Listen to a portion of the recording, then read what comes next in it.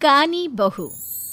किशोरी लाल जी के बेटे राघव की शादी की बात जगह जगह चल रही थी, लेकिन किशोरी लाल जी को कोई लड़की पसंद ही नहीं आती थी। और उसकी एक ही वजह थी, किशोरी लाल जी का लालची होना। उनको लड़की वालों से मोटा दहेज चाहिए था और इसी चक्कर में एक दिन वो एक बहुत पैसे वाले के घर अपने बेटे का रिश्ता लेकर पहुंचे। उस आदमी का नाम था ओम प्रकाश।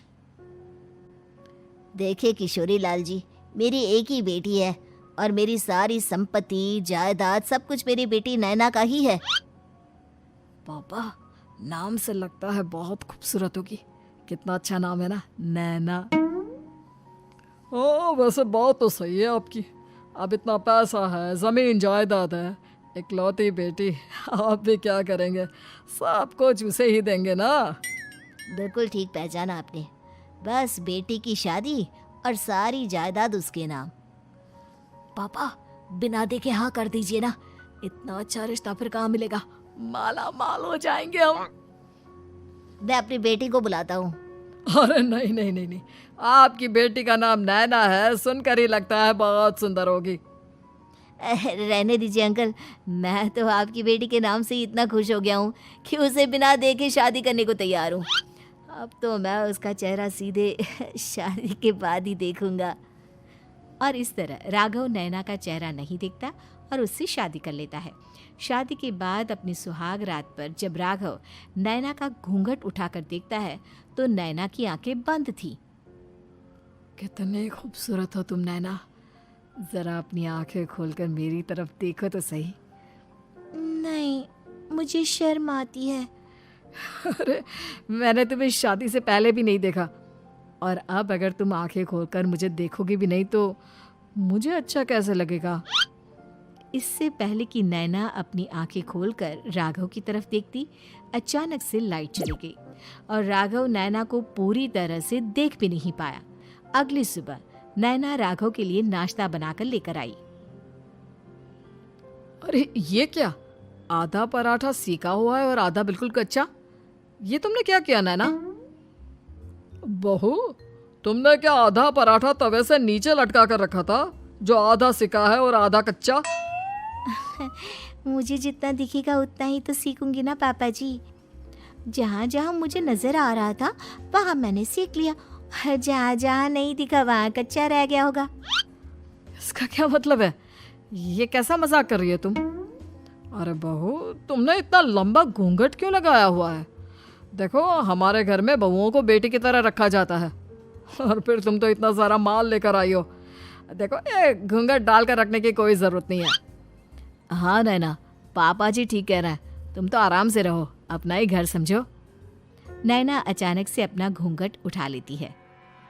अरे ये क्या पापा, नैना की तो एक आंख फूटी हुई है। नाम से नैना, लेकिन ये तो कानी बहू निकली। मेरे साथ धोखा हुआ है, धोखा। बिना दिखाए अपनी कानी लड़की मेरे संग ब्याह दी। मुझे कानी बीवी नहीं चाहिए। मुझे अभी ओम प्रकाश जी से बात करनी पड़ेगी। आखिर उन्होंने मेरे साथ ऐसा किया क्यों? अरे, आप लोगों ने ही तो पापा से कहा था कि आप लोग शादी से पहले मुझे देखना नहीं चाहते। अब मेरे पापा पर क्यों इल्जाम लगा रहे हैं? अरे लेकिन उन्हें बताना तो चाहिए था ना कि तुम कानी हो, एक आंख से तुम्हें दिखाई नहीं देता। किशोरी लाल और राघव नाराज होकर ओम प्रकाश को अपने घर बुलाते हैं। पापा जी, ये आपने क्या किया? शादी से पहले बताया क्यों नहीं कि नैना की आंखों में परेशानी है? अरे, आप ही ने तो लड़की देखने से मना कर दिया था। अरे लेकिन आप बता तो सकते थे। आपको तो हमारी बेटी की प्रॉपर्टी चाहिए थी, वो भी पूरी की पूरी। अब क्या हुआ अगर उसे आधा दिखाई देता है? प्रॉपर्टी तो आपको पूरी मिल गई ना। अरे ये क्या बात हुई? मेरी शादी प्रॉपर्टी से नहीं, आपकी बेटी से हुई है। अब ये तो पहले सोचना चाहिए था। तब तो मेरी प्रॉपर्टी देखकर तुम्हारी जुबान लप लपा रही थी। लेकिन मैं कानी लड़की को अपनी बीवी बनाकर नहीं रख सकता। पापा, कुछ करिए ना आप। हाँ, करता हूँ। देखिए ओम प्रकाश जी, आप हमारे साथ ऐसा नहीं कर सकते। और तुम देखो, अगर तुमने मेरी बेटी से शादी तोड़ी ना, तो जो भी प्रॉपर्टी मैंने तुम्हें दी है वो तो पूरी की पूरी वापस ले ही लूँगा, और आधी प्रॉपर्टी तुम्हारी भी लूँगा। अरे मेरी आधी प्रॉपर्टी भला क्यों लेंगे आप? इसलिए क्योंकि मेरी बेटी को आधा नजर आता है और उसकी नजर अभी तक तुम्हारी आधी जायदाद पर ही पड़ी है। अब तुम उसे घर से निकालोगे तो कुछ तो लेकर जाएगी ना। और अगर हम आपकी बेटी को अपने घर की बहू बनाकर रखे तो? तो तुम्हारी पूरी प्रॉपर्टी तुम्हारी ही रहेगी, और जो मैंने तुम्हें दिया है ना, उसमें से बस मैं आधा लेकर जाऊंगा।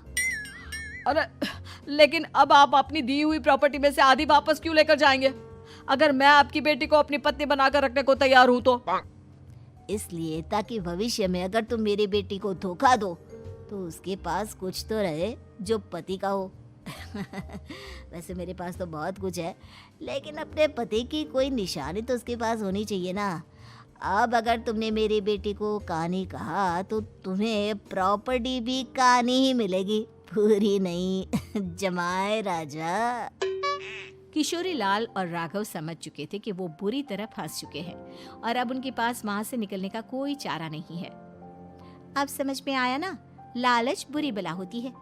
एक तो तुम्हें प्रॉपर्टी मिली, ऊपर से बीवी मिली, उसमें तुम्हें नखरे भी दिखाने हैं। आए बड़े, चुपचाप बैठो दोनों।